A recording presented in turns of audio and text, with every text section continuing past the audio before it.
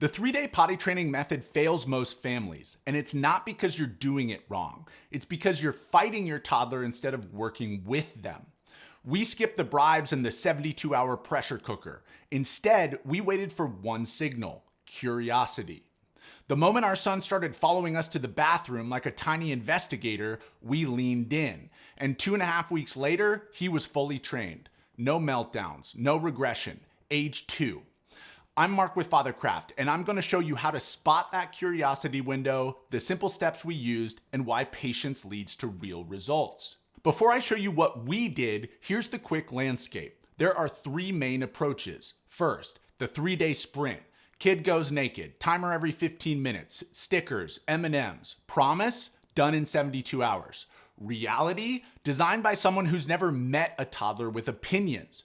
Works for kids already 95% ready. For everyone else, regression hits the second you relax. Second, the Montessori approach. Follow the child's cues. No pressure, no timeline. Pros, gentle. Cons, can drag on for months, likely done by the time your kid enrolls in college. Look, we love Montessori. It's a beautiful philosophy.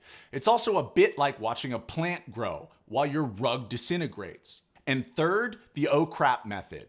Ditch diapers cold turkey. Observe, guide to the potty when you see cues. No bribes, no pull-ups. Timeline, 1 to 2 weeks. Downside, high involvement, lots of early accidents. And if you break consistency, you reset the clock. All right, so here's our hybrid method. We took the oh crap backbone, observation-based prompting, but dropped the no pull-ups ever rule. Because this is where all of these methods enter some kind of theoretical parenting fantasy land where apparently none of us have jobs or errands or the basic need to occasionally leave our homes without explaining to a horrified stranger in a pediatrician's waiting room why there's now a puddle in the corner. Oh, we're potty training, 3-day method, no pull-ups allowed. It says so in the book. Cool. So when I need to take my kid to my doctor's appointment because, I also have a body that requires medical attention, what's the play here? Do I just bring the little potty, set it up in the corner of the waiting room, make eye contact with the receptionist while my toddler does his business next to the magazine rack? Don't mind us, we're being consistent. No, absolutely not. We used pull-ups when we needed to function as members of society. And finally, we added the timer from the 3-day method to give us some structure when we actually had the bandwidth.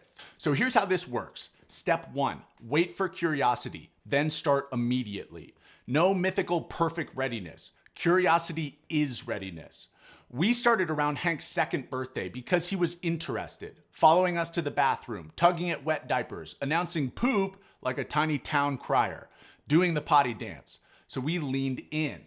Wait too long and that window closes. Catch it early and engage their curiosity and you're working with the current. Step 2, set up for success. We bought 2 7-packs of underwear, a few potty-related kids books, and a $25 Baby Bjorn plastic potty and put it all in the main area of the house, not hidden in the bathroom. The potty lives where we live. It's part of the ecosystem now. Links below. Step 3, timer prompting when we had time. We set a timer for 10 to 15 minutes during focus blocks, weekends, nanny shifts, not 72 hours straight. No nagging, just a calm, okay, potty time. Sit down, read a book, and wait. Then when he went, we made it part of the routine. Pour the pee into the big toilet together. Bye-bye, pee-pee. He loved it. It reinforced that this is where pee goes. This is the system. Step 4, let it take time. Week 1 was intense. 7 pairs of underwear in a couple hours some days. Little accidents, medium accidents. 1 or 2, how the hell did it get there accidents. But here's the reframe. Accidents aren't failure, they're data. If his underwear is always wet by 15 minutes, adjust the timer to 10. By the end of week 1, we were going through maybe 3 pairs in a full day. Progress. Week 2, we could see him starting to get it. He was proud of himself. And by week 3, we were 95% accident-free with pee and pooping in the potty about 80% of the time. Step 5, pull-ups when needed, no guilt. Errands, travel, low bandwidth days, we used a pull-up or a diaper, no shame. They're not computers. You're not going to cause a system error. They're just defaulting to instinct. Go wherever, whenever.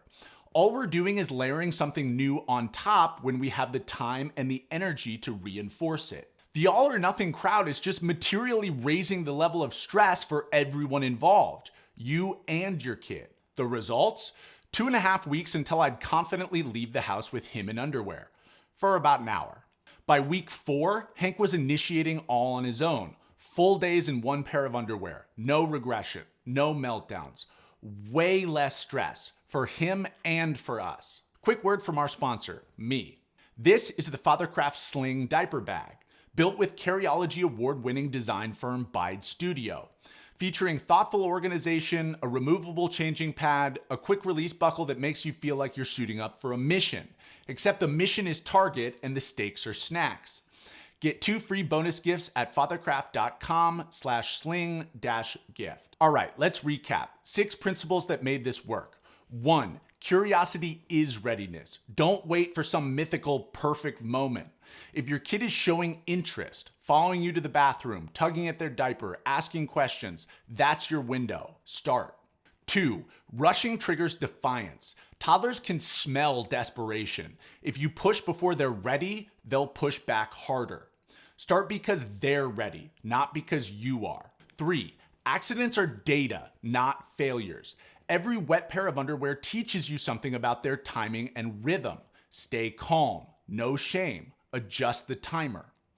4, consistency beats intensity. You don't need 3 perfect days locked in your house. You need steady, calm effort over time.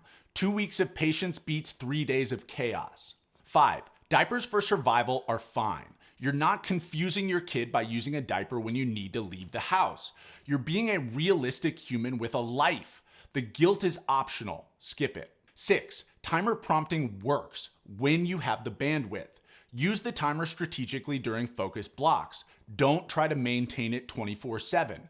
That way lies madness. Potty training doesn't have to be a pressure cooker. You need 3 things: patience, consistency, and realistic expectations.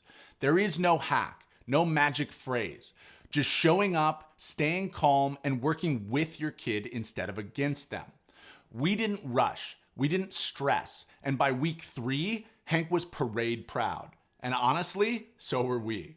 If this helped, hit that like button. It helps other parents find this at 2 a.m. in a panic spiral. And drop your biggest potty training question or horror story in the comments. Links below to the potty, underwear, and books we used. Thanks for watching. I wish you the best of luck. Adios.